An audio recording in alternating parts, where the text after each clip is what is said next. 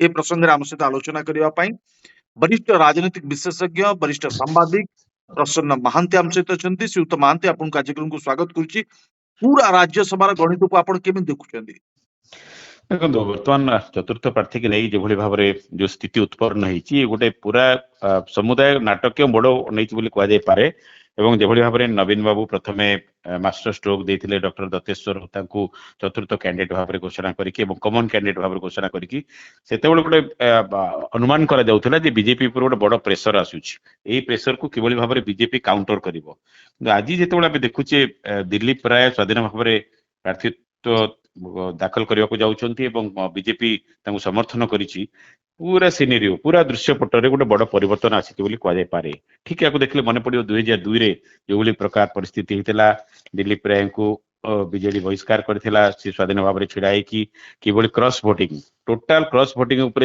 निर्भर करिक से जीति थिले एवं सर्वाधिक संख्या रे बीजेडी रु देथिले मिलित सरकार थिला 14 जन प्राय बीजेडी रु देथिले बीजेपी रु मध्य देथिले प्राय 8 जन कांग्रेस रु मध्य 2 जन देथिले जेएमएम देथिले स्वाधीन देथिले तो एंटायर प्रोसेस टा देखिबे सेते गोटे बड़ चर्चित प्रसंग थिला सेही समय एवं तापर देखिबे ई जो राज्यसभा जो प्रकार चली बर्तमान क्रॉस वोटिंग पार्टी ऑर्डर को डिफाई करा जाउची ताकू नै कि परवर्ती समय देखिबे कर्नाटक रे मध्य से बड़ी परिस्थिति हितला विजय माल्या जीति के आसिले क्रॉस वोटिंग रे ताकू नै कि देखिबे पीपल्स रिप्रेजेंटेटिव एक्ट तादर मध्य किछि संशोधन करा गला ए जोटा सीक्रेट बैलेट थिला राज्यसभा रे देखिबे ताकू करा गला ओपन बैलेट आशा करा जाउथला जे इतर गोटे बड़ परिवर्तन आसी जो संस्कार आसी जीवो कारण राज्यसभा रे जो अच्छी सिस्टम निर्वाचन सेथिरे एंटी डिफेक्शन लॉ लागू ही परिबा नै कारण ये होची इनडायरेक्ट इलेक्शन एवं एते एंटी डिफेक्शन लॉ लागू ही परिबो नाही द्वितीय कथा हला एटा को मध्य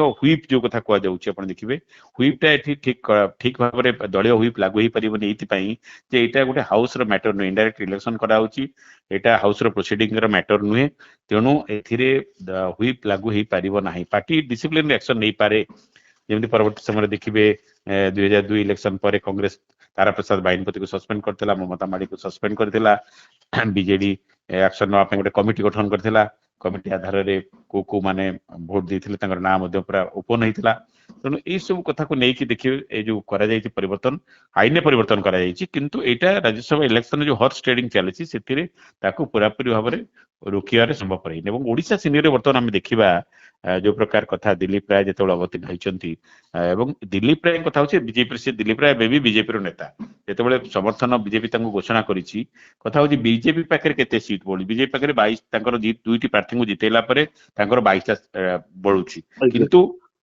तृतीय प्रार्थी को जितने हेले 8 भोट दरकार बीजेडी कांग्रेस मिसिला पर देखिबे तांकर बळ का होची भोट से माने जिते कि 2 जण प्रार्थी को जिते जणे प्रार्थी को तृतीय प्रार्थी को जितेया पई जितेला पर तांकर भोट बढुची 32 भोट आसुची किंतु कथा होची इंटैक्ट रहवा कथा भोट इंटैक्ट रहवा कथा ए जो गोठ फिटा बेଳ जहा को बर्तन को आ जाउची राज्यसभा निर्वाचन आसिले गोठ हुगुळा ही जाए एवं एठी बीजेपी बीजेडी बर्तमान गोटे कड़ा अभिमुख ग्रहण करछि कांग्रेस चाहूची ता दल को इंटैक्ट रखिया पई किंतु दल भितरे बर्तमान जो समस्या बीजेपी मध्य से मुक्त नुहे आम बीजेपी जे अभ्यंतर समस्या मुक्त होई से कथा मध्य कह पारिबो नाही बीजेडी रे मध्य असंतोष रही आपण देखिबे ए जो कैंडिडेचर को लेकिन जो प्रकार परिस्थिति से दिन नवीन निवास रे हला असंतोष वरिष्ठ को अणदेखा करके जो भाव में प्रार्थी चयन करागला ताको नै मते गोटे असंतोष रही तेणु बीजेडी भोट टा केमती इंटैक्ट रहिबो प्रार्थी तो घोषणा कर दिया गला 2 जन को प्रार्थी घोषणा करला दल दल दल दल प्रार्थी घोषणा कला और कमन प्रार्थी घोषणा कला तेणु बर्तमान कथा होची जो परिस्थिति बर्तमान होती बीजेडी तार भोट को इंटैक्ट रखिबो एवं कमन प्रार्थी होती बीजेडी पई गोटे नवीन बाबू को सम्मान प्रश्न जेतु से आगुआ घोषणा करिसंती एवं कांग्रेस रो हाथ समर्थन नहीं करुचंती तेणु एटा गोटे स्ट्रेटेजिक चेंज एपर्यंत जो बीजेडी समदूरता रक्षा करी आसथिला ओडिशा राजनीति रे गोटे नुआ धारा प्रवर्तन कर रखिला कांग्रेस कारण कांग्रेस विरोधी बीजेडी हूँ गोटे कांग्रेस विरोधी शक्ति कांग्रेस को विरोध करिकी क्षमता को आसीथिला किंतु एपर्यंत जोटा समदूरता रक्षा करबा कथा के जदियो समदूरता रक्षा करबा बीजेडी पक्षरे संभवपर नथिला एवं गोटे पट को अधिक ढली जाइथिला बीजेडी वर्तमान कांग्रेस सहित मध्य वर्तमान हाथ गोटे स्ट्रेटेजिक मूव वर्तमान देखा कथा केवल यही जो संपर्क वर्तमान कांग्रेस सहित आरंभ है ଏବଂ ଖୋଲାଖୋଲି ଭାବରେ ଭକ୍ତଚରଣ ଦାସ କହିସାରିଛନ୍ତି ସେ ନବୀନ ବାବୁଙ୍କ ସହିତ ଏ ବାବଦରେ ଆଲୋଚନା କରିଥିଲେ। ତେଣୁ ଆଜ୍ଞା। ବିଜେଡି କଂଗ୍ରେସ ଭିତରେ ଗୋଟେ ବୁଝାମଣା ହେଇକି ପ୍ରାର୍ଥୀ ଦିଆଯାଇଛି, ଏ କଥା ଏକଦମ କ୍ଲିୟର ହେଇଗଲା, କମନ କ୍ୟାଣ୍ଡିଡେଟ କଥା ଯୋଉ କଥା କୁହାଗଲା। ତେଣୁ ଏଇଟା ଗୋଟେ ଓଡିଶା ରାଜନୀତି ଉପରେ ଗୋଟେ ବଡ ପ୍ରଭାବ, ଜାତୀୟ ରାଜନୀତିରେ ମଧ୍ୟ ପ୍ରଭାବ ପଡିପାରେ। କାରଣ ଦେଖିବେ ଏଇଟା ହଉଛି ଆଗାମୀ ଦିନରେ ଏଇଟା ଗୋଟେ ସାମୟିକ ସମ୍ପର୍କ ସ୍ଥାପନ ହେଲା ନା ସାମଗ୍ରିକ ମିତ୍ରତା ସ୍ଥାପନ ହେଲା, ଏଇଟା ହଉଛି ବର୍ତ୍ତମାନ ସମୟର ସବୁଠୁ ବଡ ପ୍ରଶ୍ନ। ତେଣୁ କଂଗ୍ରେସ ଆଡକୁ ଯେତେବେଳେ ଆଡକୁ ବିଜେଡି ମୁହାଁଉଛି, ତେଣୁ ବିଜେପି ପାଇଁ ମଧ୍ୟ ଏଇଟା ଗୋଟେ ବଡ ଚ୍ୟାଲେଞ୍ଜ ହଉଛି। ରାଜ୍ୟସଭା ନିର୍ବାଚନ ହୁଏତ କଣ ହବ କହିହବନି, ଏଥିରେ କ୍ରସ୍ ଭୋଟିଂ ତ ହବ ନିଶ୍ଚିତ ଭାବରେ ଯାହା ଦେଖାଯାଉଛି। କାରଣ ଦିଲ୍ଲୀପ ରାୟଙ୍କ କଥା ଯଦି ଆପଣ ଦେଖିବେ, ଦିଲ୍ଲୀପ ରାୟଙ୍କର ସବୁ ଦଳରେ ସମ୍ପର୍କ ରହିଛି ଏବଂ ତାଙ୍କର କିଛି ଷ୍ଟ୍ରଙ୍ଗ ହୋଲ୍ଡ ବିଭିନ୍ନ ଜାଗାରେ ଯୋଉ ରହିଛି, ଦେଖିବେ ସବୁ ଦଳର ସେ ବିଜେଡି ସହିତ ବିଜେଡିର ମଧ୍ୟ ଅନେକ ନେତା ତାର ସହିତ ସମ୍ପର୍କରେ ଅଛନ୍ତି, କଂଗ୍ରେସର ତ ବହୁ ନେତା ସମ୍ପର୍କରେ ଅଛନ୍ତି। ବର୍ତ୍ତମାନ ଦେଖିବା କଥା ଗତ ନିର୍ବାଚନରେ ଯୋଉମାନେ 2002ରେ ତାରା ବାହିନୀପତିଙ୍କ ଭଳି ଯୋଉ ବିଧାୟକ ମାନେ ତାଙ୍କୁ ଭୋଟ ଦେଇଥିଲେ, ଏବେ ସେମାନେ ମଧ୍ୟ ଧର୍ମ ସଙ୍କଟରେ ପଡିବେ, କଣ କରିବେ? ଦଳର ଶୃଙ୍ଖଳା ଭିତରେ ରହିବେ ନା ଦିଲ୍ଲୀପଙ୍କ ପ୍ରୀତି ଅନୁସାରେ ଭୋଟ ଦେବେ? ଆପଣ ଦେଖିବେ ରମେଶ ଜେନା ଜଣେ ବିଧାୟକ, କଂଗ୍ରେସର ବିଧାୟକ, ସେ ମଧ୍ୟ ତାଙ୍କର ଅସନ୍ତୋଷ ଜାହିର କରିଛନ୍ତି ବିଜେଡି ସହିତ କଂଗ୍ରେସର ସମ୍ପର୍କ ଯୋଡି ହେବାକୁ ନେଇକି। କାରଣ ସିଏ ଗୋଟେ ଗୁରୁତର ଅଭିଯୋଗ କରିଛନ୍ତି ଯେ ବିଗତ ଦିନ ମାନଙ୍କରେ ସେ ସବୁଠୁ ବେଶୀ ହଇରାଣର ସମ୍ମୁଖୀନ ହେଇଥିଲେ, ବିଜେଡି ଦ୍ୱାରା ତାଙ୍କୁ ଟାର୍ଗେଟ କରାଯାଇଥିଲା, ତାଙ୍କୁ ସବୁଠୁ ଅସୁବିଧାର ସମ୍ମୁଖୀନ ସେ ହେଇଥିଲେ। ତେଣୁ ଏଇ ଯୋଉ ନୂଆ ସମୀକରଣ ବର୍ତ୍ତମାନ ହଉଛି ତାକୁ ସେ ଗ୍ରହଣ କରିପାରୁନାହାନ୍ତି। ଦ୍ୱିତୀୟ କଥା ଦେଖିବେ କଂଗ୍ରେସର ବର୍ତ୍ତମାନ ମହମ୍ମଦ ମୁକିମଙ୍କର ଝିଅ ଅଛନ୍ତି ବିଧାୟିକା ସୋଫିଆ, ତାଙ୍କର କଣ ରହିବ ଭୋଟ ଦବାର ତାଙ୍କର ଭୂମିକାଟି କଣ ରହିବ ସେଇଟା ଦେଖିବାର କଥା। ବିଜେଡିରେ ମଧ୍ୟ ସେଇଭଳି ସମସ୍ୟା ରହିଛି, ଯେଭଳି ଭାବରେ ପ୍ରଭାତ ବିଶ୍ୱାଳ ବିଶୋଦ୍ଗାର କରିଛନ୍ତି, ତାଙ୍କୁ ଦଳରୁ ବହିଷ୍କାର କରାଯାଇଛି। ତାଙ୍କ ପୁଅ ଯିଏ ଅଛନ୍ତି ସୌଭିକ, ସିଏ କଣ ତାଙ୍କର ଆଭିମୁଖ୍ୟ କଣ ରହିବ? ଦୁଇ ଜଣ ତ ଆଗରୁ ସସ୍ପେଣ୍ଡ ହେଇସାରିଛନ୍ତି, ସନା ମହାକୁଡ ଏବଂ ବିଜୟ ମହାପାତ୍ରଙ୍କୁ ପ୍ରଭାତ ପୁଅ। ତ୍ରିପାଠୀ ବି ମଧ୍ୟ ବଡ ଭୂମିକା ଆସିପାରନ୍ତି, କାରଣ ତାଙ୍କ ପୁଅ ଦେବୀ ତ୍ରିପାଠୀ ମଧ୍ୟ ବର୍ତ୍ତମାନ ବିଧାୟକ ଅଛନ୍ତି ବାଙ୍କିର। ତେଣୁ ଦେଖିବ ଅନେକ ଜାଗାରେ ବାପା ଅସନ୍ତୁଷ୍ଟ, ପୁଅ ଦଳର ବିଧାୟକ ଅଛନ୍ତି ବିଜେଡିରେ, ସିଏ ଗୋଟେ ବଡ ସମସ୍ୟା। ତେଣୁ ସେମାନେ କଣ ଆଭିମୁଖ୍ୟ ରଖିବେ? ସେଇ ବିଧାୟକ ମାନେ, ଯୁବ ବିଧାୟକ ମାନେ ତାଙ୍କର ଆଭିମୁଖ୍ୟ ମଧ୍ୟ, ତାଙ୍କର ଭୂମିକାକୁ ମଧ୍ୟ ଦେଖିବାକୁ ପଡିବ। କଥା ହଉଛି ଯଦିଓ ରାଜ୍ୟସଭା ନିର୍ବାଚନରେ ଦଳୀୟ ଏଜେଣ୍ଟକୁ ଦେଖେଇକି ଭୋଟ ଦେବେ, କିନ୍ତୁ ସେଇ ଆଧାରରେ ଜଣକୁ ସସ୍ପେଣ୍ଡ ମାନେ ଦଳୀୟ ଶୃଙ୍ଖଳା ଗ୍ରହଣ କରାଯାଇପାରେ, କିନ୍ତୁ ତାଙ୍କର ବିଧାୟକ ପଦ ରଦ୍ଦ ହବ ନାହିଁ। ଯଦି କାହାକୁ ସସ୍ପେଣ୍ଡ କରିବ ଦଳ କରିପାରେ ପରବର୍ତ୍ତୀ ସମୟରେ, କିନ୍ତୁ ଆଣ୍ଟି ଡିଫେକ୍ସନ ଲାଗୁ ହବନି ସେଠି। ହୁଏତ ଦଳ ଆକ୍ସନ ନେଇପାରେ, କିନ୍ତୁ ଯେମିତି ଅନେକ 2 ଜଣଙ୍କୁ ବିଧାୟକଙ୍କୁ ସସ୍ପେଣ୍ଡ କରାଗଲା, ତାଙ୍କର ସଭ୍ୟ ପଦ ରଦ୍ଦ ହେଇପାରିଲା ନାହିଁ। ତେଣୁ ସେଥିରେ ବିଜେଡି ବିଶେଷ କିଛି ଲାଭବାନ ହବ ନାହିଁ। ଯଦି କ୍ରସ୍ ଭୋଟିଂ ହେଇଯାଏ ତାହେଲେ ଏଇଟା ଗୋଟେ ସମ୍ମାନର ପ୍ରଶ୍ନ ବିଜେଡି ପାଇଁ, ଏବଂ ଯଦି ସେମାନେ ଦ୍ୱିତୀୟ ପ୍ରାର୍ଥୀଙ୍କୁ ଜିତେଇ ନ ପାରନ୍ତି ତାହେଲେ ସେମାନଙ୍କ ପାଇଁ ସମ୍ମାନ ପ୍ରଶ୍ନ ହେଇଯିବ। ନିଶ୍ଚିତ ଏବଂ ମହାନ୍ତି, ଯେହେତୁ ଏ ଓପନ ବାଲଟ ରେ ଭୋଟ ହବ, ତ କିଏ କ୍ରସ୍ ଭୋଟିଂ କଲା ତାହା ସ୍ପଷ୍ଟ ଭାବେ ଜଣା ପଡିଯିବ। ତାପରେ ରାଜ୍ୟ ରାଜନୀତିରେ ଆଉ ଏକ ବଡ ଚର୍ଚ୍ଚା ଆରମ୍ଭ ହେଇଯିବ। ହଁ ନିଶ୍ଚିତ ଭାବରେ ଆପଣ ଦେଖିବେ ଦଳ ମାନଙ୍କ ଭିତରେ ଯୋଉ ବିଭିନ୍ନ ପ୍ରମୁଖ ରାଜନୈତିକ ଦଳ ଭିତରେ ଯୋଉ ଆଭ୍ୟନ୍ତରୀଣ ସମସ୍ୟା ରହିଛି, ଅସନ୍ତୋଷ ରହିଛି, ତାର ଗୋଟେ ବଡ ପ୍ରତିଫଳନ ନେଇ ନିର୍ବାଚନ ଘଟିପାରେ। ଦିଟା କଥା, ଗୋଟେ ପଟେ ଦଳୀୟ ଅନୁଶାସନ, ଦଳୀୟ ହୁଇପ, ଦଳୀୟ ଯୋଉ ପ୍ରକାର ନାଲି ଆଖି ବର୍ତ୍ତମାନ ହାଇକମାଣ୍ଡ ମାନେ ଦେଖାଉଛନ୍ତି, ସେ ଗୋଟେ କଥା। ଏବଂ ଅନ୍ୟ ପଟେ ସବୁଠୁ ଗୁରୁତ୍ୱପୂର୍ଣ୍ଣ କଥା ହେଲା ବ୍ୟକ୍ତିଗତ ସମ୍ପର୍କ ଏବଂ ଯୋଉମାନେ ଅସନ୍ତୁଷ୍ଟ ଅଛନ୍ତି ସେମାନଙ୍କର ଭୂମିକା କଣ ରହିବ। ଏ ସବୁକୁ ଯଦି ଦେଖିବା ତାହେଲେ ଆର ଗୋଟେ ବଡ ପ୍ରଭାବ। 8ଟି ଭୋଟ ଗୋଟେଇବା ଦିଲ୍ଲୀପ ରାୟଙ୍କ ପାଖରେ କେତେ ସହଜ ହଉଛି ସେଇଟା ଦେଖିବା କଥା। ସେ କିଭଳି ଭାବରେ ଭୋଟ ସଂଗ୍ରହ କରିପାରୁଛନ୍ତି ଏବଂ ବିଜେଡି କଂଗ୍ରେସ କିଭଳି ଭାବରେ ନିଜର ଭୋଟକୁ, ନିଜର ବିଧାୟକ ମାନଙ୍କୁ ଇଣ୍ଟାକ୍ଟ ରଖିପାରୁଛନ୍ତି, ସେଇଟା ହଉଛି ବର୍ତ୍ତମାନ ସମୟର ସବୁଠୁ ବଡ କଥା। ବିଜେଡିରେ ଦେଖିବେ ସମ୍ପୃକ୍ତ ମିଶ୍ରଙ୍କୁ ଯେତେବେଳେ ପ୍ରାର୍ଥୀ କରାଗଲା, ସେଇ ପ୍ରସଙ୍ଗକୁ ନେଇକି ଯେତେବେଳେ ନବୀନ ନିବାସରେ ହଙ୍ଗାମ ପାଟିତୁଣ୍ଡ ହେଲା, ତାକୁ ନେଇକି ଅସନ୍ତୋଷ ଜାହିର କଲେ ଜଣେ ପୂର୍ବତନ ବିଧାୟକ। ପରବର୍ତ୍ତୀ ସମୟରେ ମଧ୍ୟ ଦେଖିବା ତାକୁ ନେଇକି ମଧ୍ୟ ରହିଛି, ଆପଣ ସମ୍ପୃକ୍ତ ମିଶ୍ର ହୁଏତ ଦଳ ଭିତରେ ସମସ୍ତଙ୍କ ଭିତରେ ରହିଛି ଅସନ୍ତୋଷ। ରହିଛି ବହୁ ସେ ଯୋଉ ପ୍ରସଙ୍ଗଟି ଉଠା, ପ୍ରଭାତ ବିଶ୍ୱାଳ ଯୋଉ କଥାଟି କହିଛନ୍ତି, ଦେଖିବେ ତାକୁ ଅଣଦେଖା କରିହବ ନାହିଁ। ଦଳ ବିଜେଡି ଗୋଟେ ନିଶ୍ଚିତ ଭାବରେ ଗୋଟେ ସକ୍ସେସଫୁଲ ରିଜନାଲ ପଲିଟିକାଲ ପାର୍ଟି, ଦୀର୍ଘ ସମୟ ଧରି ଓଡିଶାରେ ଶାସନ ରହିଛି। ସେଥିରେ ଅନେକ ଲୋକଙ୍କର ଭୂମିକା ରହିଛି, ଅନେକ ଲୋକ କଷ୍ଟ କରିକି ମଧ୍ୟ ପାର୍ଟିରେ ପଡିକି ରହିଛନ୍ତି। ଅନେକ ପୁରୁଖା ଲୋକଙ୍କୁ ତ ବିଦା କରିଦିଆଯାଇଛି, କିନ୍ତୁ ବାକି ଅନେକ ଲୋକ ଅଛନ୍ତି ଯୋଉମାନେ ଦଳର ଦୁର୍ଦ୍ଦିନ ସମୟରେ ମଧ୍ୟ ସେମାନେ ଅଛନ୍ତି, ଦଳର ଭଲ ସମୟରେ ମଧ୍ୟ ସେମାନେ ଅଛନ୍ତି, ଦଳ ପାଇଁ କାମ କରୁଛନ୍ତି। ସେମାନଙ୍କ ମଧ୍ୟରେ ମଧ୍ୟ ଗୋଟେ ଆଶା ଆକାଂକ୍ଷା ରହିବା ସ୍ୱାଭାବିକ କଥା। ସବୁ ଦଳରେ ଅଛି, କେବଳ ବିଜେଡି ନୁହଁ, ସବୁ ଦଳରେ ଆଶା ଆକାଂକ୍ଷା ଥାଏ। ଏବଂ ବିଜେଡିରେ ଦେଖନ୍ତୁ ଦେବୀ ମିଶ୍ରଙ୍କ ଭଳି ଜଣେ ବରିଷ୍ଠ ଲୋକ, ନିଶ୍ଚିତ ଭାବରେ ବରିଷ୍ଠ ନେତା, ତାଙ୍କୁ ମଧ୍ୟ ହୁଏତ ପଠାଇବା ଆବଶ୍ୟକତା ଥିଲା, ସେ କଥା ମଧ୍ୟ ଚର୍ଚ୍ଚା ଚାଲିଛି। ତେଣୁ ଏଇ କଥାକୁ ଅଣଦେଖା କରିବା ର ପ୍ରଭାବ ଗୋଟେ ବିଜେଡି ଉପରେ ପଡିଛି। କିନ୍ତୁ ଅନ୍ୟପଟେ ଦଳ ପକ୍ଷରୁ ଯୋଉ ପ୍ରକାର नाली आखि देखाई जो प्रकार कटक व्हिप जारी करा जाउची जो प्रकार कटकणा जारी करा होची ताकू देखिकी किछि लोकंकर एक्शन मध्ये निया होची प्रभात विश्राम तत्काल एक्शन निया गला तक बहिष्कार कर दिया गला तेणु सी भयटा हुए तो विधायक मानक चुप रहा किसी बाध्य करि पारे एवं से भय को किसी लोक मानिबे ना ताको डिफाई करिवे एटा होची एटा गोटे बड़ अग्नि परीक्षा बोली ये कह जाय पारे निश्चित गोटे बड़ चैलेंज किंतु श्रीयुत महांती जेतेले दतेश्वर होतांकु कॉमन कैंडिडेट भाबे नवीन पट्टनायक घोषणा कले ता परठू आपण माने एवं स्पष्ट भाबे कहले जे ये होची नवीन पट्टनायकर एक बड़ मास्टर स्ट्रेटेजी बोली किंतु वर्तमान जेतु दिलीप राय स्वाधीन प्रार्थी भाबे बीजेपी र समर्थन रे नामांकन दाखल करबा पई जाउचंती ठीक एही समय नवीन पट्टनायकर जो मास्टर स्ट्रेटेजी काम दब ना दब नाही दतेश्वर होता राज्यसभा जाई परिबे ना जाई परिबे नाही देखो ये तो गोटे बड़ अग्नि परीक्षा बोली कह निश्चित भाव में मास्टर स्ट्रोक उपर आउ गोटे बड़ स्ट्रोक बोली कह जाय पारे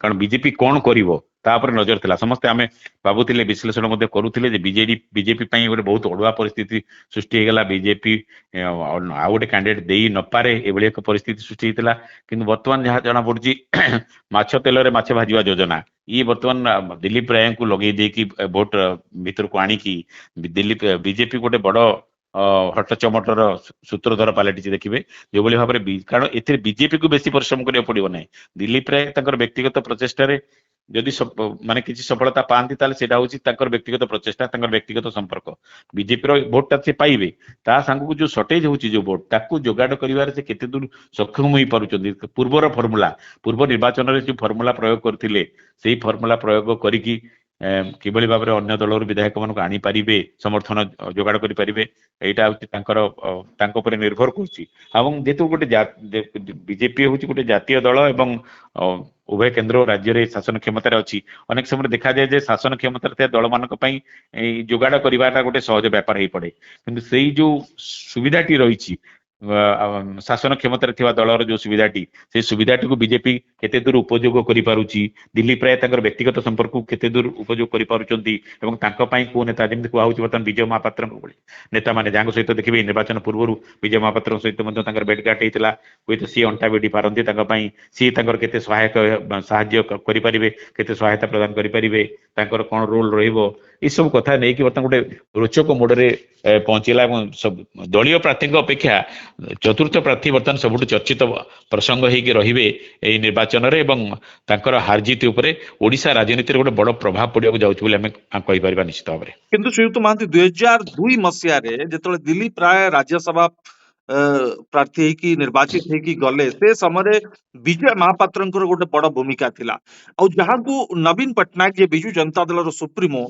जो आशंका करुले जे दिलीप राय जेतु पुणी थे राज्यसभा जावाई चाहूंती मुख्य भूमिका ग्रहण करुले विजय महापात्र दलर अनेक नेता सहित जोगाजोग थे जो विजय महापात्र पुओं को बिना कारण रे दलरू सस्पेंड कर दिया गला वर्तमान एक प्रतिशोध बोली कह विजय महापात्र अधिक एक्टिव जदि विजय दिलीप राय राज्यसभा निर्वाचित हो विजय महापात्र जितापट हम बोली कह देखो बर्तमान पुणी विजय महापात्र गोटे समय आसी पुणी प्रतिशोध नबार ये गोटे समय बर्तमान प्रतिशोध प्रतिहिंसा यार गोटे बड़ प्रतिफलन ये निर्वाचन में घटी पारे कारण यहाँ जो निश्चित भाव में समस्ते राजनीति जो मैंने प्रतारित होता जो मैंने कण ठेसा होता से सब गोटे सुजोगर अपेक्षा था तेणु ये राज्यसभा निर्वाचन विजय महापात्र गोटे सुजोग किंतु कथा एत वर्ष धरी राजनीति जो सी एक प्रकार दूरे अच्छा क्षमता राजनीति को आसीपारी ना तेणु सी संपर्क को केते पूर्व संपर्क को केते यूटिलाइज करें से संपर्क केते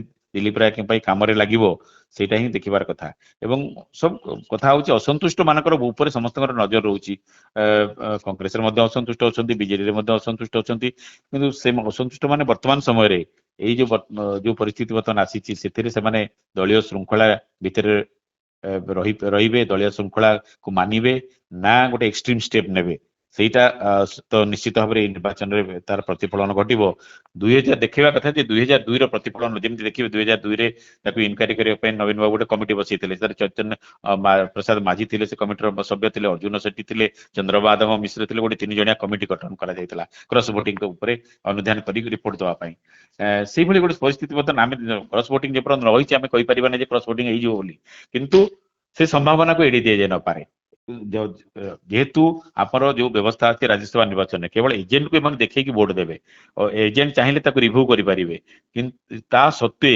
ସେଇ ଯୋଉ ଭୟ ରହିଛି, ଏକ୍ସପୋଜ ହବାର ଭୟଟା ବହୁତ ଅଛି, ଏକ୍ସପୋଜ ତ ହେଇଯିବେ, ତେଣୁ ଏକ୍ସପୋଜ ହବାର ଭୟ ଭିତରେ କେତେ ବିଧାୟକ ଚାହିଁବେ କ୍ରସ୍ ଭୋଟିଂ କରିବା ପାଇଁ, କ୍ରସ୍ ଭୋଟିଂ ରେ କଣ ହୁଏ, ହର୍ସ ଟ୍ରେଡିଂ ରେ କଣ ହୁଏ, ଏଟା ସମସ୍ତେ ଜାଣିଛନ୍ତି। ଏସବୁ ଭିତରେ କେତେ କେତେ ସୁଯୋଗ ରହିଛି, କେତେ ସ୍କୋପ ରହିଛି ହର୍ସ ଟ୍ରେଡିଂ ର, ସେଇଟା ହିଁ ଦେଖିବା କଥା। କିନ୍ତୁ ବିଜୟ ମହାପାତ୍ରଙ୍କୁ ଯୋଉ ଆଧାରରେ ବିଜୁ ଜନତା ଦଳ ତାଙ୍କ ପୁଅ ଉପରେ ଆକ୍ସନ ନେଲା ଯେ ବିଜୟ ମହାପାତ୍ର ଅନେକ ବିଜେଡି ନେତାଙ୍କ ସଂସ୍ପର୍ଶରେ ଥିଲେ, ଏବେ ସେଇ ସମ୍ପର୍କ କାମ ଦବ କି ନିର୍ବାଚନରେ ଦିଲ୍ଲୀପ ରାୟଙ୍କ ପାଇଁ? କହିହବନି। ଦେଖନ୍ତୁ ବିଜେଡିର ବିଧାୟକ ମାନେ ଅଧିକାଂଶ ବିଧାୟକ ଦେଖନ୍ତୁ ସେମାନେ କେହି ଅନେକ ତୁଣ୍ଡ ଅସନ୍ତୋଷ ଥିଲେ ମଧ୍ୟ କେହି ଓପନଲି ତୁଣ୍ଡ ଖୋଲୁନାହାନ୍ତି। ବିଭିନ୍ନ ଫୋରମରେ ଯୋଉଗୁଟା କହୁଛନ୍ତି ସେ କଥା ଗୁଡିକ ସେତେ ଦାନା ବାନ୍ଧୁନି। ପ୍ରଥମରୁ ଦେଖିବେ ଯେଭଳି ଭାବରେ ହଉଥିଲା ନିର୍ବାଚନ ପରେ ପରେ ଯୋଉ ପ୍ରକାର ପରିସ୍ଥିତି ଥିଲା, ଆସ୍ତେ ଆସ୍ତେ ସେ ପରିସ୍ଥିତିରେ ପରିବର୍ତ୍ତନ ଆସୁଛି। ବିଧାୟକ ମାନେ ବା ବରିଷ୍ଠ ନେତା ମାନେ ଯୋଉଭଳି ଭାବରେ ଓପନ ହବା କଥା ସେଇଭଳି ଓପନ ବର୍ତ୍ତମାନ ହଉନାହାନ୍ତି। ତେଣୁ ଧୀରେ ଧୀରେ ପରିସ୍ଥିତିରେ ପରିବର୍ତ୍ତନ ଆସୁଛି। ସେ ଦୃଷ୍ଟିରୁ କେତେ ବିଧାୟକ କେତେ ଦଳୀୟ ନେତା ଓପନ ହବାକୁ ଚାହିଁବେ ଏବଂ ନିଜର ରାଜନୈତିକ କ୍ୟାରିୟରକୁ ବିପନ୍ନ କରି କୌଣସି ଏକ୍ସଟ୍ରିମ ଷ୍ଟେପ୍ ନେବାକୁ ଚାହିଁବେ, ସେଇଟା ମଧ୍ୟ ଦେଖିବାର କଥା। ଏଇଟା ଗୋଟେ ପଲିଟିକାଲି ରିସ୍କ ମଧ୍ୟ ସେଥିରେ ଅଛି। ଯଦି ସେମାନେ ଦଳୀୟ ଶୃଙ୍ଖଳା ବାହାରକୁ ଯିବେ ତାହେଲେ ସେମାନଙ୍କର ରାଜନୈତିକ ଭବିଷ୍ୟତରେ ସେଇଭଳି କିଛି ବଡ ପ୍ରଲୋଭନ କୋଉଠୁ ନ ପାଇବେ ବା ବଡ ରାଜନୈତିକ ଥଇଥାନର ସୁଯୋଗ ଯଦି ନଥିବ ସେମାନଙ୍କ ପାଇଁ, ତାହେଲେ କୌଣସି ଏକ୍ସଟ୍ରିମ ଷ୍ଟେପ୍ ନେବା ପୂର୍ବରୁ ସେମାନଙ୍କୁ ହାତେ ମାପି ଚାଖାଣି ଚାଲିବାକୁ ପଡିବ, ଅନେକ କଥା ଚିନ୍ତା କରିବାକୁ ପଡିବ। ଇଏ ନିଶ୍ଚିତ ଭାବେ, କିନ୍ତୁ ଯେହେତୁ ସନ୍ତୃପ୍ତ ମିଶ୍ର ରାଜ୍ୟସଭା ପ୍ରାର୍ଥୀ ଭାବରେ ଯୋଉ ଅସନ୍ତୋଷ ଦଳ ଭିତରେ ଅଛି, ବିଧାୟକ ମାନଙ୍କ ଭିତରେ ଏବଂ ବରିଷ୍ଠ ନେତାଙ୍କ ଭିତରେ, ସେମାନେ କିଛି ଏଭଳି ନିଷ୍ପତ୍ତି ନେଇ ପାରନ୍ତି ନବୀନ ପଟ୍ଟନାୟକ ହୁଇପ୍ ଉପରେ ବାଦ ଦେଇକି? ଦେଖନ୍ତୁ ସେଇଟା ବର୍ତ୍ତମାନ ଷ୍ଟେଜରେ ଆମେ ଅନୁମାନ କରିବା ଠିକ ହବନି। ସେ ସମ୍ଭାବନା ତ ବହୁତ କମ ରହିଛି, କାରଣ ଧୀରେ ଧୀରେ ସେ କଥା ମଧ୍ୟ ସେଇ ପରିସ୍ଥିତିରେ ପରିବର୍ତ୍ତନ ଆସୁଛି। ଯୋଉଟା ମୁଁ କହୁଥିଲି, ଅସନ୍ତୋଷ ରହିଛି କିନ୍ତୁ ଏକ୍ସଟ୍ରିମ ଷ୍ଟେପ୍ ନେବାକୁ ଭୟ କରୁଛନ୍ତି, ସେଇଭଳି ଏକ ପରିସ୍ଥିତି ବିଜେଡି ଗତି କରୁଛି। ତେଣୁ ଆମେ ସମୟକୁ ଅପେକ୍ଷା କରିବା, କଣ ହଉଛି ତାକୁ ଗୋଟେ ଏତେ ପୂର୍ବରୁ ଅନୁମାନ କରିବା ଠିକ ହବ ନାହିଁ। କିନ୍ତୁ ଏଇଟା ତାକୁ ଅସ୍ୱୀକାର ମଧ୍ୟ କରିହବ ନାହିଁ।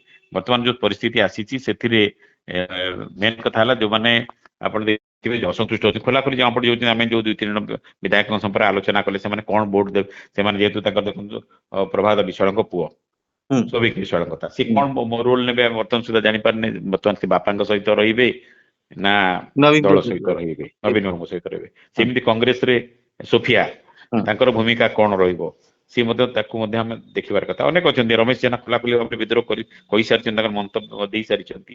ହୁଁ। ତାରା ବାହିନୀପତିଙ୍କ ଭୂମିକା କଣ ରହିବ, ତାଙ୍କର ଅନେକ ବିଧାୟକ ଅଛନ୍ତି ଦେଖିବ ସବୁ ଦଳରେ ଯୋଉମାନଙ୍କର ରହିଛି ଦିଲ୍ଲୀପ ପ୍ରୀତି ରହିଛି। ଏଇଟାକୁ ମଧ୍ୟ ଆମେ ଅସ୍ୱୀକାର କରିପାରିବା ନାହିଁ, କାରଣ ଦିଲ୍ଲୀପ ରାୟଙ୍କର ସେ ଆକ୍ଟିଭ ପଲିଟିକ୍ସ ରେ ଥାଆନ୍ତୁ ବା ନଥାନ୍ତୁ, ସବୁ ଦଳ ସହିତ ବିଶେଷ କରି ଯୋଉମାନେ ବିଧାୟକ ଅଛନ୍ତି ସାଂସଦ ଅଛନ୍ତି ସେମାନଙ୍କ ସହିତ ସମ୍ପର୍କ ରହିଛି। ତେଣୁ ସେ ସମ୍ପର୍କଟା ତାଙ୍କୁ ଏଇ ନିର୍ବାଚନରେ ତାଙ୍କ ପାଇଁ ନିର୍ବାଚନରେ 2002ରେ ଯେମିତି ସହଜ ଥିଲା ସେତେ ସହଜ ହବ କି ନାହିଁ ସେଇଟା ଦେଖିବା କଥା। ଏବଂ 8ଟି ଯୋଉ ସର୍ଟେଜ ରହୁଛି ତାକୁ ମେକଅପ୍ କରିବା, ଏଇଟା ସହଜ କଥା ତ ନୁହଁ ନିଶ୍ଚିତ ଭାବରେ। କିନ୍ତୁ ଦିଲ୍ଲୀପ ରାୟଙ୍କ କ୍ଷେତ୍ରରେ ବର୍ତ୍ତମାନ ଯୋଉ ପାରିପାର୍ଶ୍ୱିକ ଅବସ୍ଥା ଯାହା ଆମେ ଦେଖୁଛୁ, ଦଳରେ ଯୋଉ ପରିସ୍ଥିତି ଦେଇ ରାଜନୈତିକ ଦଳ ଗୁଡିକ ଗତି କରୁଛନ୍ତି, ଖାସ କରିକି ବିରୋଧୀ ବିଜେଡି ଏବଂ କଂଗ୍ରେସ, ସେଇଥିରୁ ସେଇ ଦଳରେ ପରିସ୍ଥିତି କଣ ହବ, ଅସନ୍ତୁଷ୍ଟ ମାନେ କୋଉ ଭୂମିକା ତୁଲେଇବେ, କେତେ ଏକ୍ସଟ୍ରିମ ଷ୍ଟେପ ସେମାନେ ନେଇପାରିବେ, ତା ଉପରେ ସବୁ କିଛି ନିର୍ଭର କରୁଛି। କିନ୍ତୁ ଦିଲ୍ଲୀପ ରାୟ ଗଣମାଧ୍ୟମରେ ଯୋଉ ବୟାନ ରଖିଛନ୍ତି, ଗୋଟେ ବଡ ସଂକେତ ମଧ୍ୟ ଦେଇଛନ୍ତି ଶ୍ରୀଯୁକ୍ତ ମହାନ୍ତି, ଯେ ସେ ଭାରତୀୟ ଜନତା ପାର୍ଟିର ଶୀର୍ଷ ନେତୃତ୍ୱ ଅମିତ ଶାହଙ୍କ ସହିତ ଚର୍ଚ୍ଚା ଆଲୋଚନା କରିଛନ୍ତି ଏବଂ ଅମିତ ଶାହଙ୍କ ନିର୍ଦ୍ଦେଶ ପରେ ସେ ସ୍ୱାଧୀନ ପ୍ରାର୍ଥୀ ଭାବେ ଛିଡା ହେଇଛନ୍ତି। ଭାରତୀୟ ଜନତା ପାର୍ଟିର ପୁରା ସମର୍ଥନ ମିଳିବ। ତେବେ ଅମିତ ଶାହ ବର୍ତ୍ତମାନ ଓଡିଶା ରାଜନୀତି ରାଜ୍ୟସଭା ନିର୍ବାଚନ ଭିତରେ ମୁଣ୍ଡ ପୁରେଇବା ଆରମ୍ଭ କରିବେ କି ଆପଣଙ୍କୁ ଲାଗୁଛି? ତାକୁ ମଧ୍ୟ ଅସ୍ୱୀକାର କରିହେବନି, କାରଣ ଅମିତ ଶାହଙ୍କର ଓଡିଶା ଆସିବାର ମଧ୍ୟ କାର୍ଯ୍ୟକ୍ରମ ରହିଛି। ଦେଖନ୍ତୁ ଗୋଟେ କଥା ହଉଛି, ଅତୀତରେ ଆପଣ ଦେଖିବେ ଅଶ୍ୱିନୀ ବୈଷ୍ଣବଙ୍କ ସମୟରେ ଯୋଉ କଥା ହେଇଥିଲା, ଆଗକୁ ନିର୍ବାଚନ 24 ନିର୍ବାଚନ ଆଗକୁ ଅଛି, ହଠାତ୍ ତାଙ୍କୁ ବିଜେଡି କ୍ୟାଣ୍ଡିଡେଟ ଘୋଷଣା କଲା। ତାର 2 ମିନିଟ୍ ପରେ ଆପଣ ଦେଖିବେ, ମାତ୍ର 2 ମିନିଟ୍ ପରେ ବିଜେପି ହଠାତ୍ ନବୀନ ବାବୁ ପୁଣି ଆସିକି କହିଲେ ନା ସେ ଆମର କ୍ୟାଣ୍ଡିଡେଟ ନୁହଁ, ସେ ତାଙ୍କୁ ବିଜେପି କ୍ୟାଣ୍ଡିଡେଟ ଭାବରେ ସେ ହେଲେ, ଆମେ ତାଙ୍କୁ ସମର୍ଥନ କରିବୁ। ତେଣୁ ଏଇ ଯୋଉ କଥା ହେଲା, ବିଜେଡି କ୍ୟାଣ୍ଡିଡେଟ ହଠାତ୍ ବିଜେପି କ୍ୟାଣ୍ଡିଡେଟ ହେଇଗଲେ, ଏଇଟା କୋଉଠି ନା କୋଉଠି ଗୋଟେ ବଡ ଚାପ ସେତେବେଳେ ସୃଷ୍ଟି କରାଯାଇଥିଲା ବିଜେଡି ଉପରେ। ଯେତେବେଳେ ଆଗକୁ ନିର୍ବାଚନ ଅଛି, ବିଜେପି ଭିତରେ କଡା ଟକ୍କର ଆରମ୍ଭ ହେଇଛି, ସେତେବେଳେ ଏଇଭଳି ଗୋଟେ ବଡ ପରିବର୍ତ୍ତନ ହବା, ଅଶ୍ୱିନୀ ବୈଷ୍ଣବଙ୍କୁ ସମର୍ଥନ କରିବା ବିଜେଡି ତାଙ୍କୁ ନିଜର ପ୍ରାର୍ଥୀ କରିବା ଏବଂ ବିଜେପି ତାଙ୍କୁ ପ୍ରାର୍ଥୀ କରିବା ଏବଂ ବିଜେଡି ସମର୍ଥନ କରିବା, ଇଏ ଗୋଟେ ବଡ ବଡ ଘଟଣାକ୍ରମ ଥିଲା ସେ ସମୟରେ। ତେଣୁ ସବୁ କିଛି ସମ୍ଭବ, ସେ କଥାକୁ ଅସ୍ୱୀକାର ଆମେ କରିପାରିବାନି। ଯାହା 24 ନିର୍ବାଚନ ପୂର୍ବରୁ ସବୁ ହେଇଥିଲା, ଯାହା ଯେ ବର୍ତ୍ତମାନ ପରିସ୍ଥିତିରେ, ସେ ପରିସ୍ଥିତିରେ ଗୋଟେ ବଡ ପରିବର୍ତ୍ତନ ଆସିଛି, ସେ କଥା ମଧ୍ୟ କହିପାରିବାନି। କିନ୍ତୁ ନବୀନ ବାବୁ ଯୋଉ ଏକ୍ସଟ୍ରିମ ଷ୍ଟାଣ୍ଡ ବର୍ତ୍ତମାନ ନେଇଛନ୍ତି, ସେମାନେ ସେ ଆଉ ବିଜେପିର ଚାପରେ ମୁଣ୍ଡ ନୁଆଇବେ ସେଭଳି ସମ୍ଭାବନା ମଧ୍ୟ କମ ଦେଖାଉଛି। କାରଣ ଦେଖିବେ, ସେ କଂଗ୍ରେସର ସହିତ କଥାବାର୍ତ୍ତା କରିକି ଯେତେବେଳେ ଦ୍ୱିତୀୟ ପ୍ରାର୍ଥୀଙ୍କୁ ସମର୍ଥନ କରିବା କଥା କହିଛନ୍ତି, ତାଙ୍କୁ କମନ କ୍ୟାଣ୍ଡିଡେଟ୍ ହିସାବରେ ଘୋଷଣା କରିଛନ୍ତି, ସେଇ ସମୟରେ ସେ ତାଙ୍କ ଉପରେ କୌଣସି ଚାପ ଆସିବ ଏବଂ ସେ ଚାପକୁ ସେ ସକମ କରିବେ, ଚାପ ଆଗରେ ଦବିବେ ନଇଁବେ, ସେଭଳି ସମ୍ଭାବନା ଟିକେ କମ ଦେଖାଯାଉଛି ବର୍ତ୍ତମାନ ପରିସ୍ଥିତିରେ। ଶେଷ ମୁହୂର୍ତ୍ତରେ ବିଜେଡି ସୁପ୍ରିମୋ ନବୀନ ପଟ୍ଟନାୟକ କହିବେନି ତ ବିବେକାନନ୍ଦିତ ଭୋଟ ଦେଇ ଦିଅନ୍ତୁ? ତା ସେ ସମ୍ଭାବନାକୁ ମଧ୍ୟ ଅସ୍ୱୀକାର କରାଯାଇ ନପାରେ। ଯେତେବେଳେ ପରିସ୍ଥିତି ଅଧିକ ଜଟିଳ ହବ, ପରିସ୍ଥିତି ଗୋଟେ ଚାପ ଆଡକୁ ଗତି କରିବ, ସେ ସମୟରେ ହୁଏତ ସେ କଥା କୁହାଯାଇପାରେ। ବିବେକାନନ୍ଦ ଭୋଟ କରିକି ରାଜନୈତିକ ପରିସ୍ଥିତି ଅଧିକ ଗୋଳମାଳିଆ ପରିସ୍ଥିତିରୁ ନିଜ ଦଳକୁ ରକ୍ଷା କରିବା ପାଇଁ କଂଗ୍ରେସ ମଧ୍ୟ ସେଇ ଭୂମିକା ନେଇପାରେ, ବିଜେଡି ମଧ୍ୟ ସେଇ ଭୂମିକା ନେଇପାରେ। ଗୋଟେ ଏକ୍ସଟ୍ରିମ ଷ୍ଟାଣ୍ଡ ନ ନେଇକି ହୁଏତ ବିଧାୟକ ମାନଙ୍କୁ କୁହାଯାଇପାରେ ବିବେକାନନ୍ଦିତ ଭୋଟ ଦେବା ପାଇଁ, ସେ କଥା ମଧ୍ୟ କୁହାଯାଇପାରେ। ତାର ସମ୍ଭାବନାକୁ ମଧ୍ୟ ଅସ୍ୱୀକାର କରାଯାଇ ନପାରେ। କାରଣ ଦତେଶ୍ୱର ସିଧାସଳଖ ସିଧାସଳଖ ନିର୍ଦ୍ଦେଶ ଦିଆଯିବ ଏବଂ ସେ ନିର୍ଦ୍ଦେଶକୁ ଦଳୀୟ ବିଧାୟକ ମାନେ ଅମାନ୍ୟ କରିବେ, ସେ ପରିସ୍ଥିତି ଦଳ ପାଇଁ ଅତ୍ୟନ୍ତ ଅପମାନଜନକ ସ୍ଥିତି ହେବ, ଦଳକୁ ବିଭାଜନ ଆଡକୁ ଟାଣି ନବ। ତେଣୁ ସେଇ ପରିସ୍ଥିତିରୁ ମୁକୁଳିବା ପାଇଁ ହୁଏତ ଏଭଳି କଥା ମଧ୍ୟ କୁହାଯାଇପାରେ।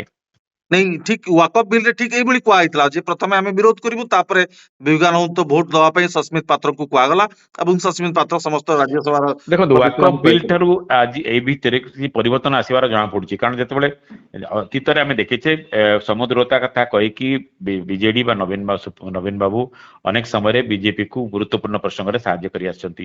24 ନିର୍ବାଚନ ପରେ ପରେ ଦେଖ, ନବୀନ ଗୋଟେ ବଡ କଥା କହିଥିଲେ ଯେ ଏଥର ସମର୍ଥନର ଯୁଗ ଶେଷ, ଗୋଟେ ଏଥର ବିରୋଧ କରାଯିବ, ବିଜେଡି ଗୋଟେ ସଶକ୍ତ ବିରୋଧୀ ଭାବରେ ଉହାବ ପାର୍ଲାମେଣ୍ଟରେ ଏବଂ ବିଧାନସଭାରେ।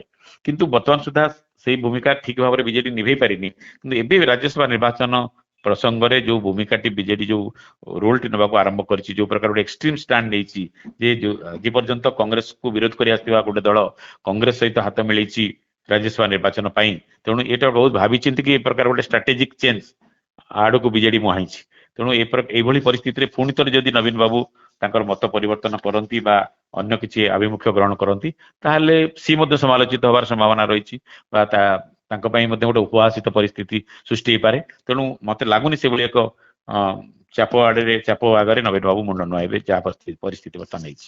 ନାଇଁ, ଦଳ ଭିତରେ ମାନେ ସାଇଲେଣ୍ଟଲି କାହାକୁ କୁହାଯିବନି ତ ଯେ ଆପଣ ମାନେ ଦିଲ୍ଲୀପ ରାୟଙ୍କୁ ସମର୍ଥନ ଜଣାନ୍ତୁ ଯଦି ବିଜେପିର ଚାପ ପଡେ କେନ୍ଦ୍ରରୁ? ନାଇଁ ଦେଖନ୍ତୁ, ସେଟା ତ ଏତେ ଆଗରୁ କହିବା ସମ୍ଭବପର ହବ ନାହିଁ। କିନ୍ତୁ ଦିଲ୍ଲୀପ ରାୟ କୁ ବିଜେଡି 2002ରେ ଯେଭଳି ଭାବରେ ଦିଲ୍ଲୀପ ରାୟ ଚକମା ଦେଖେଇଥିଲେ, ନବୀନ ବାବୁଙ୍କୁ ଯେଭଳି ଝଟକା ଲାଗିଥିଲା, ସେ ଝଟକା ତ ନବୀନ ବାବୁ କେବେ ବି ଭୁଲି ନଥିବେ। ତେଣୁ ତାଙ୍କୁ ଦିଲ୍ଲୀପ ରାୟଙ୍କୁ ସମର୍ଥନ କରିବା ପାଇଁ କୁହାଯିବା ଅର୍ଥ ତାଙ୍କୁ ଗୋଟେ ମାନେ ଅତି ଅଡୁଆ ପରିସ୍ଥିତି ଆଡକୁ ଟାଣି ନବା। ତେଣୁ ସେଇ କଥାକୁ ନବୀନ ବାବୁ କେତେ ଦୂର ଗ୍ରହଣ କରିବେ ସେଟା ତ ସମୟ କହିବ ନିଶ୍ଚିତ ଭାବରେ। କିନ୍ତୁ ଯାହା ଲାଗୁଛି ବର୍ତ୍ତମାନ ଯେହେତୁ ଗୋଟେ ବିଜେଡି ଏକ୍ସଟ୍ରିମ ଷ୍ଟାଣ୍ଡ ନେଇ ସାରିଛି, ସେ ଷ୍ଟାଣ୍ଡରେ ଆଉ କିଛି ପରିବର୍ତ୍ତନ ଆସିବ ସେଭଳି ସମ୍ଭାବନା ଟିକେ କମ ରହିଛି। ଓକେ, ଶେଷ ପ୍ରଶ୍ନ ଶ୍ରୀଯୁକ୍ତ ମହାନ୍ତି ମୋର ରହିବ ଯେ ଭାରତୀୟ ଜନତା ପାର୍ଟି ଭିତରେ ରାଜ୍ୟସଭାକୁ ନେଇକି ଅନେକ ଚର୍ଚ୍ଚା ହଉଥିଲା। ମନମୋହନ ସାମଲଙ୍କ ନାଁ ଚର୍ଚ୍ଚାରେ ଥିଲା, ସମୀର ମହାନ୍ତିଙ୍କ ନାଁ ଚର୍ଚ୍ଚାରେ ଥିଲା, ଅନେକ ଭାରତୀୟ ଜନତା ପାର୍ଟିର ନେତାଙ୍କ ନାଁ ଚର୍ଚ୍ଚା ଥିଲା। କିନ୍ତୁ ସୁଜିତ କୁମାରଙ୍କୁ ପୁଣି ଥରେ ତାଙ୍କୁ ରିପିଟ୍ କରାଯିବା ପଛରେ କଣ ଉଦ୍ଦେଶ୍ୟ ଥାଇପାରେ? ନିରାଶ ସୁଜିତ ହେଇନାହାନ୍ତି କୁମାରଙ୍କ ଭାରତୀୟ ନାଁ ଜନତା ମଧ୍ୟ ପାର୍ଟି? ସୁଜିତ କୁମାରଙ୍କ ନାଁ ମଧ୍ୟ ଚର୍ଚ୍ଚାରେ ଥିଲା, ତାଙ୍କୁ ସମ୍ପୂର୍ଣ୍ଣ ଚର୍ଚ୍ଚା ବାହାରେ ସେ ଥିଲେ ସେ କଥା କୁହାଯିବ ନାହିଁ। କାରଣ ସୁଜିତ କୁମାରଙ୍କୁ ଯେତେବେଳେ ବିଜେଡିରୁ ଆଣିକି ବିଜେପିରେ ସାମିଲ କରାଗଲା ଏବଂ ତାଙ୍କର ପୋଟେନ୍ସିଆଲିଟି ଦେଖନ୍ତୁ, ସିଏ ତାଙ୍କୁ ମଧ୍ୟ ଦେଖିବେ ରାଜ୍ୟସଭା ନିର୍ବାଚନ ନୂଆପଡା ନିର୍ବାଚନ କଥା କୁହନ୍ତୁ, କେବିକେ ଅଞ୍ଚଳ କଥା କୁହନ୍ତୁ, ତାଙ୍କୁ ଘନ ଘନ କଳାହାଣ୍ଡି, କୋରାପୁଟ, ରାୟଗଡା ଏଇସବୁ ଜିଲ୍ଲାରେ ଗୁରୁତ୍ୱପୂର୍ଣ୍ଣ ଦାୟିତ୍ୱ, ସେ କେବେ ବି ସେ ଦେଖିବେ ଅନେକ ସମୟରେ ତାଙ୍କୁ ଗୁରୁତ୍ୱପୂର୍ଣ୍ଣ କାର୍ଯ୍ୟ ଆସାଇନମେଣ୍ଟ ସବୁ ଦିଆଯାଇଥିଲା। ତେଣୁ ତାଙ୍କର ସେ ଗୋଟେ ପୋଟେନ୍ସିଆଲ ଲିଡର ବୋଲି କୁହାଯାଇ ପାରିବ। ତାଙ୍କୁ ୟୁଟିଲାଇଜ କରି ଦଳ ଭିତରେ ଅନେକ ବିଜେପି ଭିତରେ ଅନେକ ଆଶାୟୀ ଥିଲେ। ପୂର୍ବତନ ରାଜ୍ୟ ସଭାପତି ମଧ୍ୟ ଆଶାୟୀ ଥିଲେ, ଅନେକ ଲୋକ ଅଛନ୍ତି, ଅନେକ ବରିଷ୍ଠ ନେତା ଅଛନ୍ତି ଯେଉଁମାନଙ୍କର ଆଶାୟୀ ଅଛନ୍ତି। କିନ୍ତୁ ସେଇ ଭିତରୁ କାହାକୁ କରିକି ମନମୋହନ ସାମଲ ହେବେ ଏକ ନମ୍ବର, ସେଥିରେ କିଛି ଡିସ୍ପ୍ୟୁଟ ନଥିଲା। ମନମୋହନ ସାମଲ ହେବେ ନିଶ୍ଚିତ ଭାବରେ, ତାଙ୍କୁ ଦଳ ପୁରସ୍କୃତ କରିବ, ଯେହେତୁ ସେ ବିଗତ ନିର୍ବାଚନରେ ତାଙ୍କର ଭୂମିକା ଗୁରୁତ୍ୱପୂର୍ଣ୍ଣ ଥିଲା, ସେଇ ବାବଦରେ କିଛି ପ୍ରୋବ୍ଲେମ ପ୍ରାୟ ନଥିଲା। କିନ୍ତୁ ଅନ୍ୟ ଆଶାୟୀ ମାନଙ୍କ ଭିତରୁ କାହାକୁ କରିକି ପୁଣି ଗୋଟିଏ ଦଳ ଭିତରେ ଯେହେତୁ ବର୍ତ୍ତମାନ ରାଜ୍ୟ ଦେଖନ୍ତୁ ଇଏ ହେଇପାରୁନାହିଁ, ଆପଣଙ୍କର ମନ୍ତ୍ରିମଣ୍ଡଳ ବିସ୍ତାର ହେଇପାରୁନାହିଁ, ଆପଣଙ୍କର ନିଗମ ଅଧ୍ୟକ୍ଷ ନିଯୁକ୍ତି ହେଇପାରୁନାହାନ୍ତି, ସରକାରୀ ଓକିଲ ନିଯୁକ୍ତି ମଧ୍ୟ କମ୍ପ୍ଲିଟ ହେଇନାହିଁ। ତେଣୁ ଏଇ ପରିସ୍ଥିତିରେ ଦଳୀୟ ଅସନ୍ତୋଷକୁ ଆଉ ସୁଯୋଗ ନ ଦେବା ପାଇଁ ସୁଜିତ କୁମାରଙ୍କୁ ଆଉ ଥରେ କରାଯାଇଛି ଏବଂ ଆ ଦ୍ୱାରା ଅନ୍ୟ ଆଶାୟୀ ମାନଙ୍କୁ ଚେକ୍ ଦିଆଯାଇଛି। ଓକେ, ଶ୍ରୀଯୁକ୍ତ ମହାନ୍ତି, ଘୋଡା କିଏ ହବ ଏକଥା ଦିଲ୍ଲୀପ ରାୟ କେମିତି ଜାଣିବେ ବିଜୁ ଜନତା ଦଳ ଏବଂ କଂଗ୍ରେସର? ଦେଖନ୍ତୁ, ନିଶ୍ଚିତ ଭାବରେ ଦିଲ୍ଲୀପ ରାୟ ଜଣେ ଅନୁଭବୀ ନେତା, ପୁରୁଖା ନେତା। ସେ ଭଲ ଭାବରେ ଜାଣିଛନ୍ତି କାହାକୁ ନିଜ କଡ଼କୁ ନେଇ ଆଣି ହବ ଏବଂ କୋଉମାନଙ୍କୁ ମନେଇ ହବ। କିନ୍ତୁ କଥା ହଉଛି ପରିବର୍ତ୍ତିତ ପରିସ୍ଥିତି ଏତେ ସହଜ ନୁହେଁ। ନିଶ୍ଚିତ ଭାବରେ ଅନେକ ସମସ୍ୟାରେ 2002ରେ ଯୋଉ ପରିସ୍ଥିତି ଥିଲା 2026ରେ ସେଇ ପରିସ୍ଥିତି ନାହିଁ। ଯଦିଓ ଅସନ୍ତୋଷ ରହିଛି, ଉଭୟ ବିଜେଡିର ଅସନ୍ତୋଷ ରହିଛି, କଂଗ୍ରେସର ଅସନ୍ତୋଷ ରହିଛି। ଏ ଅସନ୍ତୋଷ ତାଙ୍କ ପାଇଁ ଗୋଟେ ପୁଞ୍ଜି ହେଇପାରେ, ତାଙ୍କ ପାଇଁ ଗୋଟେ ସହଜ ରାସ୍ତା ଖୋଲି ଦେଇପାରେ। କିନ୍ତୁ ଅସନ୍ତୋଷ ଭିତରେ ଗୋଟେ ଏକ୍ସଟ୍ରିମ ଷ୍ଟେପ ନେବା ପାଇଁ କେତେ ନେତା ଆଗେଇ ଆସିବେ, ସେଇଟା ହଉଛି ଏଇ ବର୍ତ୍ତମାନ ମୁହୂର୍ତ୍ତର ସବୁଠୁ ବଡ ପ୍ରଶ୍ନ। ବହୁତ ବହୁତ ଧନ୍ୟବାଦ ଶ୍ରୀଯୁକ୍ତ ମହାନ୍ତି, ଆପଣ ଲମ୍ବା ସମୟ ଧରିକି ଆଲୋଚନା କରୁଥିଲେ।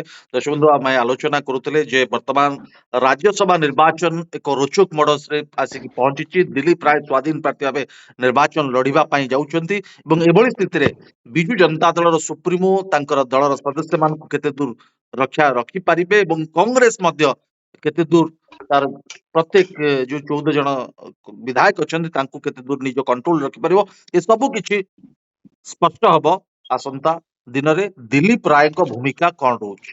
ବହୁତ ବହୁତ ଧନ୍ୟବାଦ ଶ୍ରୀଯୁକ୍ତ ମହାନ୍ତି।